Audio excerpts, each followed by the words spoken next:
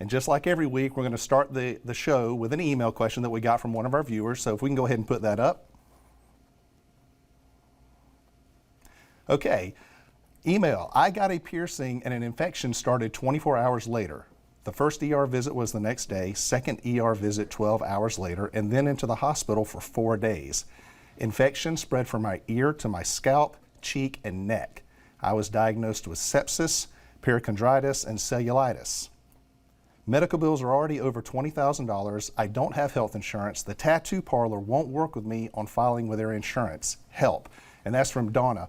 You know, Donna, there's a lot in that email question that you put out there, so I'm going to try to unpack it a little bit for you. But first thing, you know, whenever you're talking about certain types of procedures, piercings, tattoos, really anything where there's going to be some foreign body pushed through you or placed in you or surgery, anything like that, you're always going to be facing the risk of an infection.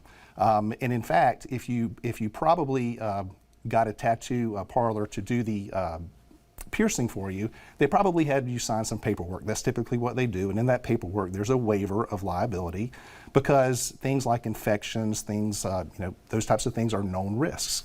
And so it's not uncommon for you to have an infection. And so most of the time, places that do those types of piercings are going to protect themselves with a liability waiver.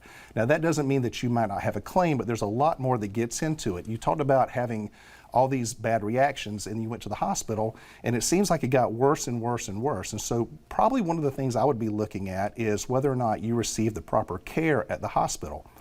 We get a lot of calls at our firm, medical malpractice, medical negligence questions, people saying, I was in the hospital, I had surgery, I got an infection, or I had this cut, I went to the hospital, they didn't give me antibiotics, do what they're supposed to do, I got an infection and it got worse. So when we're looking at something from a medical malpractice standpoint, we're looking at what did the doctor or physician or healthcare provider, facility, did they do something that violated the standard of care?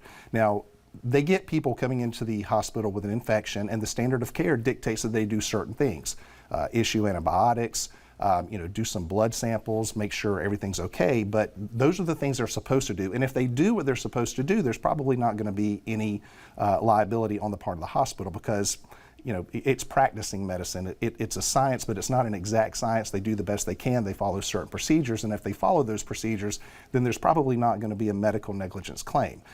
But it sounds to me like there may be something in your case because you went into the hospital multiple times, it got worse and worse and worse. That might suggest that the hospital or the doctor there did not do what they were supposed to do. So that's something that we would normally look at. We'd have to get a copy of your medical records.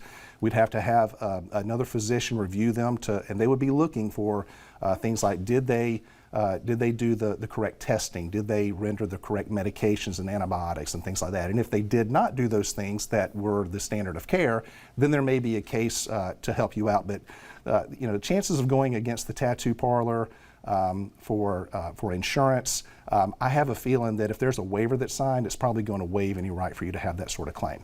But I appreciate you sending that email in.